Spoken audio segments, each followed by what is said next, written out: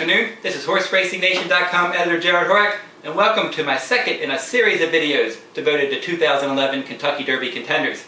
Now, we had numerous graded stakes in the 2-year-old ranks last week. Let's get right in and recap the action. First up, the Champagne Stakes at Belmont Park. Uncle Mo was the heavy favorite, coming off of an impressive maiden win at Saratoga, and in the Champagne Stakes he didn't disappoint. He went out and battled on the pace without stepping it up, put that rival away, won nicely.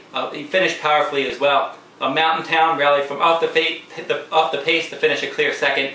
Do note that Mountain Town was coming out of the maiden claiming ranks at Saratoga, so it's doubtful how strong this race really was. But Uncle Mo definitely passed his first stakes test, and now he's going to try 2 turns in the Breeders' Cup Juvenile. Now, so far we know he's definitely fast and brilliant, has a lot of raw talent. We'll just have to see how far he really wants to go. If he's able to relax and continue to go on as distances increase, he's going to be an exciting prospect for the Kentucky Derby. Now, his stablemate in that event, Stay Thirsty, he ended up scratching out of the Champagne, and they're going to train up to the Breeders' Cup Juvenile. So Todd Pletcher seems to hold a strong hand in that event. Stay Thirsty, nice long distance pedigree, should continue to develop as distances increase. Over to the Breeders' Futurity at Keeneland, JB's Thunder ended up going wire to wire over a speed favoring surface. Now, that was his second win. He broke his maiden on the turf, so now he's handled turf and polytrack. We'll have to see if the Alstall junior trainee is going to be able to handle conventional dirt. His next start could be the Breeders' Cup Juvenile or the Delta Jackpot at Delta Downs. That Delta race is a graded race worth $1 million, so that would be a good chunk of change for any horse trying to qualify for the Kentucky Derby next year. Running second in the Breeders' Futurity was Santiva, also from the Todd Pletcher barn. Now, Santiva had a bad start, rallied from well off the pace to finish second in the Breeders' Futurity. It was a good effort. He was really running against the bias, as the track definitely favored speed that day. That's the second time he's finished behind JB's Thunder, but Santiva, still a maiden, has a lot of ability though, and I think as we get along towards this Kentucky Derby trail, I think Santiva could be heard from down the road. The Bourbon Stakes at Keeneland, that was on the turf. Rogue Romance was an impressive off-the-pace win for trainer Ken McPeak. Rogue Romance set well back, and he made a powerful run home. He was able to run down Cozy Kitten.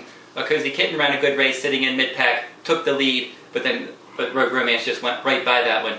Now, it's still debatable where Rogue Romance is going to be going. Could go in the Breeders' Cup Juvenile, or could run in the Breeders' Cup Juvenile turf. We'll have to see which way Ken McPeak goes. Wouldn't be a bad idea to run him on the main track just to see what he has, if he ends up having a Kentucky Derby contender or a horse who's just a good, strong late runner on the turf. Another Breeders' Cup Juvenile news, Ireland's top 2-year-old Pathfork will not be making the trip over, had a minor setback, and they decided that they're not going to come for the Breeders' Cup Juvenile.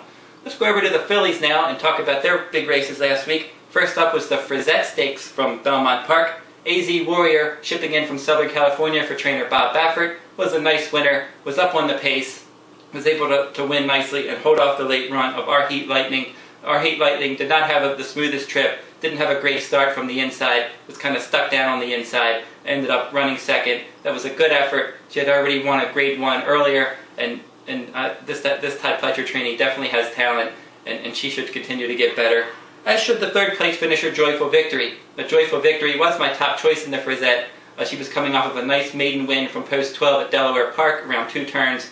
Cut back to 1 turn in this Belmont Park event. Was up on the pace wide throughout. Ended up finishing a solid third. Only the second lifetime start, and this one should continue to get better as well. We go over to the Alcibiades at Keeneland.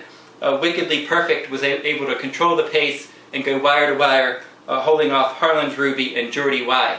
Now, Wickedly Perfect came out of that race with a bone chip, and she is out of the Breeders' Cup Juvenile fillies.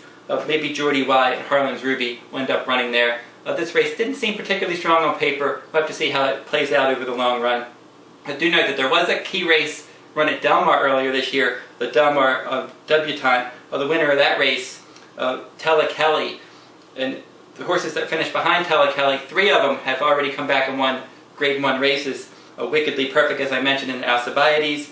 Rigoletto in the Oak Leaf actually beat Tella Kelly, and then AZ Warrior won the Frizette. So that Darley Debutante was definitely a key race, and some of the horses there, like Tella Kelly now, who will try to run her second 2-turn race in the Breeders' Cup Juvenile fillies. I do note that Tella Kelly will get Calvin Burrell up for that event. He's definitely the top gun at Churchill Downs, and I think that she could be the one in her second two-turn race to move forward, switching over to dirt.